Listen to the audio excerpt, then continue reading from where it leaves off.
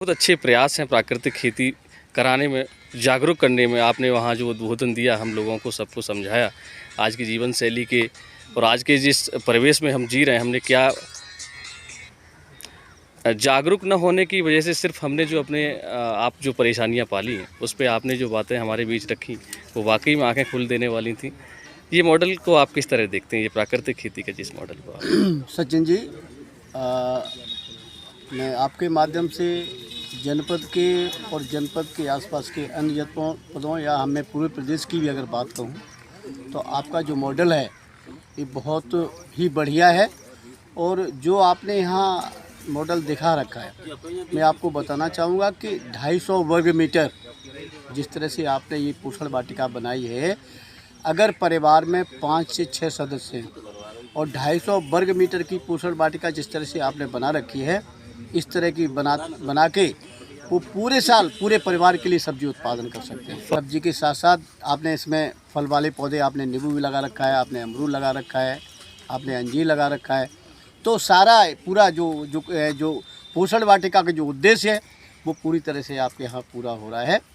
और इस तरह की वाटिका देखिए, सबसे बड़ी बात यह है कि इसमें आपने किसी भी रासायनिक उर्वरक का प्रयोग नहीं किया। सबसे बड़ा उदाहरण ये है कि आजकल जो विभिन्न बीमारियां हो रही हैं, नए बच्चों को 20, 25, 30, 35 साल के बच्चों को हार्ट अटैक हो रहा है, कैंसर हो रहा है, डायबिटीज़ इतनी बढ़ रही है, इसके पीछे ये सब खान पानी है। बाज़ार में जो सब्जियां आ रही हैं उनमें जहर मिला रहता है।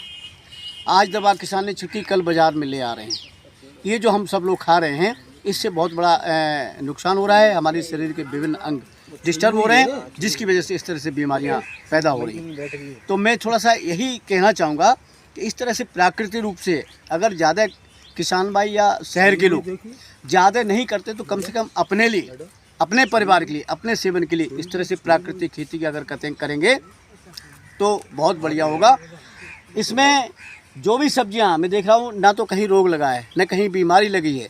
अभी इसमें देखिए, मैंने अमरूद देखा, अमरूद में बहुत अच्छा फल आ रहा है, अंजीर में भी फल आ रहा है, पपीता में फल लगे हुए हैं।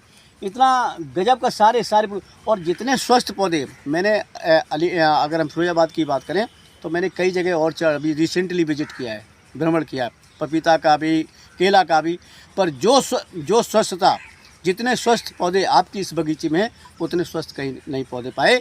इसका जीता जाता उदाहरण है कि प्राकृतिक खेती से या जैविक खेती से हम कितना बढ़िया अच्छी क्वालिटी का उत्पादन कर सकते हैं। निश्चित रूप से इसमें जो टेस्ट है वो भी बहुत अच्छा होगा। दूसरा, इसमें मई जून का महीना चल रहा है। मई जून में पौधे आप कितना भी पानी लगाएंगे फिर भी आपका उनका कलर, जो अपीयरेंस होती है, वो ख़राब हो जाती है।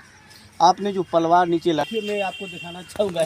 ये जो पलवार लगा, जो मल्चिंग कर रखी है, जो पलवार है, ये सूखा घास फूस जो आसपास के खेतों से घास फूस निकल रहा है, नहीं, ये सब इसी निराई का है। हाँ, इसमें और इसकी निराई का है।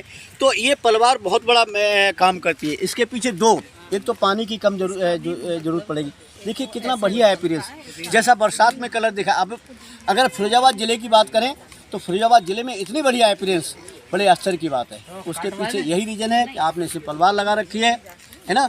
और पलवार से क्या होता है कि इनके अंदर, भाई ज़मीन के अंदर बहुत सारे सूक्ष्म जीवाणु होते हैं जो एक्टिविटी करके और विभिन्न तरह के तत्व फसलों को, पौधों को उपलब्ध कराते रहते हैं। उनकी एक्टिविटी भी इसकी वजह से इससे टेम्परेचर मेंटेन रहेगा, मॉइस्चर कंजर होगा, जिसकी वजह से जो है पौधे को बढ़िया भोजन मिलेगा। और वो दिखाई दे रहा है कि कितना बढ़िया इसका रिजल्ट आ रहा है।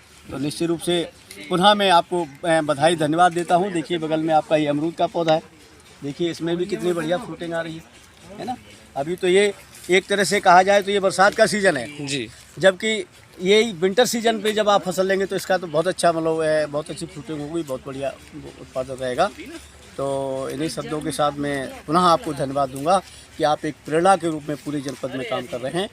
और आपसे सीखकर मुझे लग रहा है कि बहुत सारे जो किसान भाइयों ने, यहाँ आसपास के किसानों ने भी प्रारंभ किया है, ये निश्चित रूप से और दूसरे जनपदों के लिए भी एक प्रेरणा का स्रोत बनेगा।